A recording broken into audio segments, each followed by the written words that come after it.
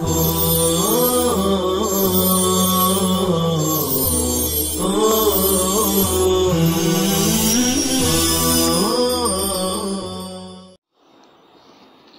اللہ الرحمن الرحیم الحمدللہ رب العالمین والصلاة والسلام علی سید الانبیاء والمرسلین وعلی آلہ واصحابہ اجمعین۔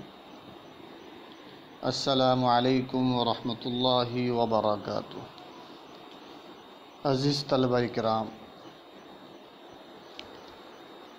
گزشتہ سبق میں ہم نے آپ کو کتاب اللہ کے خاص کی پہلی مثال والمطلقات یتربصن بانفسہن ثلاثۃ قروء میں اختلاف بین الاحناف والشوافع کو دلائل کے ساتھ سمجھایا تھا۔ آج مصنف رحمہ اللہ کی عبارت کا ترجمہ اور دونوں جلیل القدر ائمہ حضرات کی دلیل کو صاحب کتاب کی عبارت سے حل کرنے کی کوشش کریں گے۔ تو آئیے اسکرین پر مصنف رحمہ اللہ کی عبارت کو پڑھ لیتے ہیں۔ مثالہ فی قولہ تعالی یتربصن بانفسہن ثلاثۃ قروء فإن لفظة الثلاثة خاص في تعریف عدد معلوم فیجب العمل به ولو حمل الأقراء على الأطهار كما ذهب إليه الشافعي باعتبار أن الطهر مذكر دون الحيض وقد ورد الكتاب في الجمع بلفظ التانيث دل على أنه جمع المذكر وهو الطهر لزم ترك العمل بهذا الخاص لأن من حمله على الطهر لا يوجب ثلاثة أطهار بل طهرين وبعد الثالث وهو الذي وقع فيه الطلاق۔ عزیز طلبہ،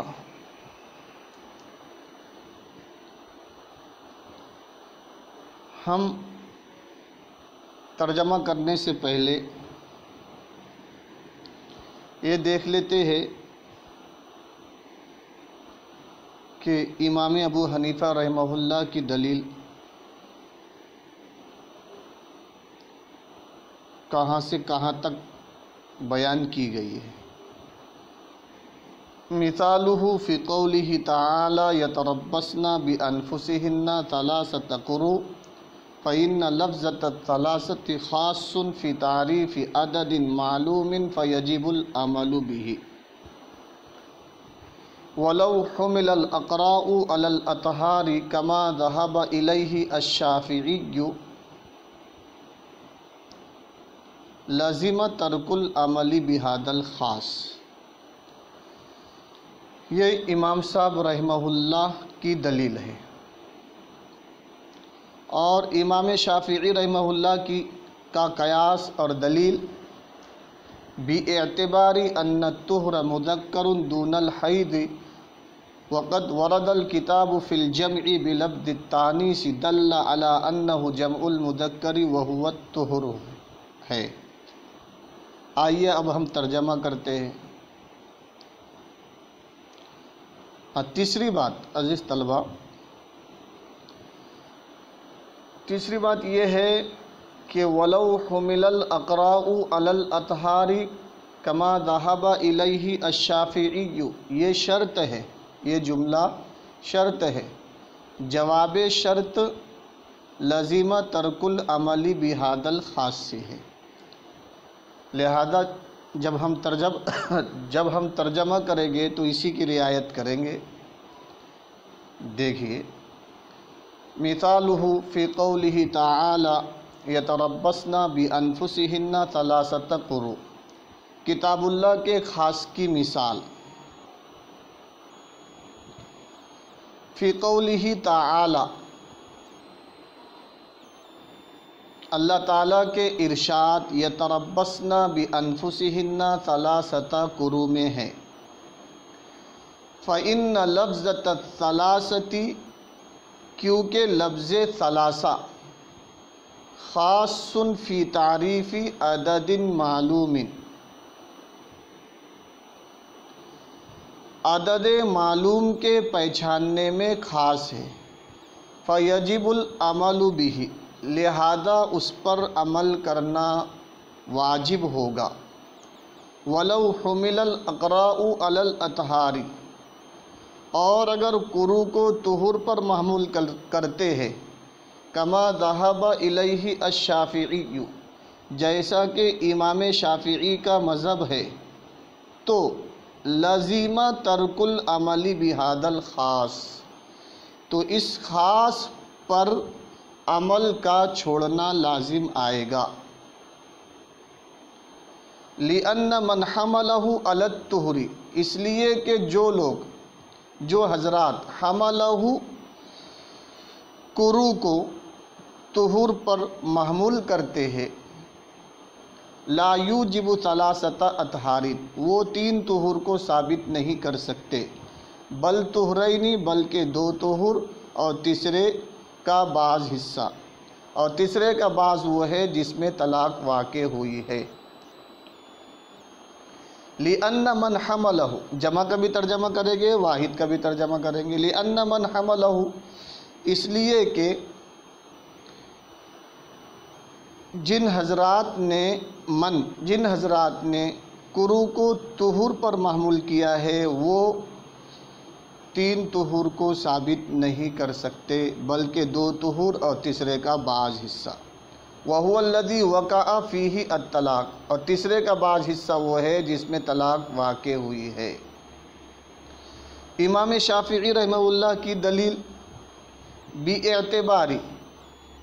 اس بات کا اعتبار کرتے ہوئے کہ طہر مذکر ہے نہ کہ حیض، وقد ورد الکتاب، حالانکہ کتاب اللہ وارد ہوئی ہے، فی الجمع، جمع میں، بلفظ التانیث، تانیث کے لفظ کے ساتھ، حالانکہ وقد ورد الکتاب، حالانکہ کتاب اللہ وارد ہوئی ہے، جمع میں لفظ تانیث کے ساتھ، تانیث کے لفظ کے ساتھ۔ آئیے عزیز طلبہ ایک مرتبہ اور ترجمہ کر لیتے ہیں۔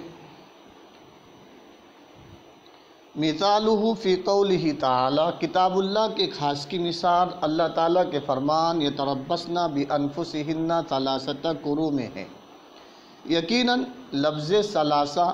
عدد معلوم کے پہچاننے میں خاص ہے، فیجب العمل بہ، لہذا اس پر عمل کرنا واجب ہوگا، ولو حمل الاقراء، اور اگر قروء کو علی الاطہار، طہور پر محمول کیا جائے، جیسا کہ امام شافعی کا مذہب ہے، تو لزم ترک العمل بہذا الخاص، تو اس خاص پر، ثلاثۃ پر عمل کا چھوڑنا لازم آئے گا، اس لیے کہ جن لوگوں نے قروء کو طہور پر محمول کیا ہے وہ 3 طہور کو ثابت نہیں کر سکتے، بلکہ 2 طہور اور تیسرے کا بعض حصہ، وَهُوَ الَّذِي وَقَعَ فِيهِ الطلاق، اور تیسرے کا بعض وہ ہے جس میں طلاق واقع ہوئی۔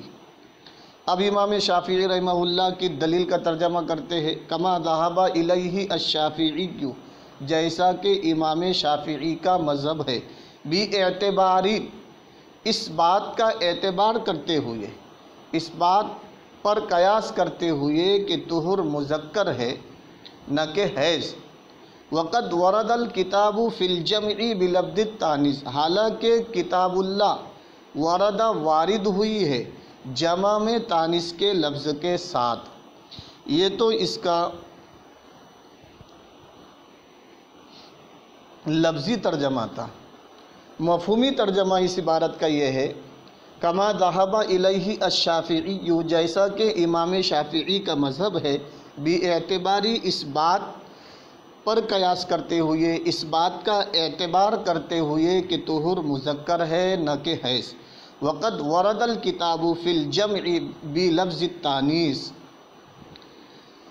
حالانکہ کتاب اللہ نے جمع کو یعنی لفظ قروء کو،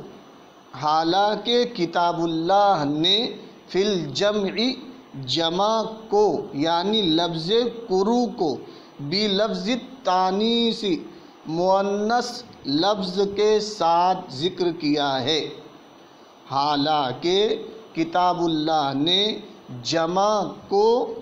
یعنی لفظ کرو کو بھی لفظ تانیث کے لفظ کے ساتھ یعنی ثلاثتن کے ساتھ ذکر کیا ہے، دل جو اس بات پر دلالت کرتا ہے کہ کرو مذکر کی جمع ہے اور وہ طہور ہے۔ عزیز طلباء کرام، صاحب کتاب نے اس عبارت میں دونوں ائمہ حضرات کی دلیل بیان کی ہے۔ حضرت امام شافعی کی دلیل کا خلاصہ یہ ہے کہ آیت میں لفظ ثلاثتن مؤنث مذکور ہے اور عربی زبان میں 3 سے 9 تک کے عدد کے استعمال کا قاعدہ یہ ہے کہ معدود یعنی تمیز اگر مذکر ہو تو عدد مؤنث آئے گا، اور اگر معدود مؤنث ہو تو عدد مذکر آئے گا،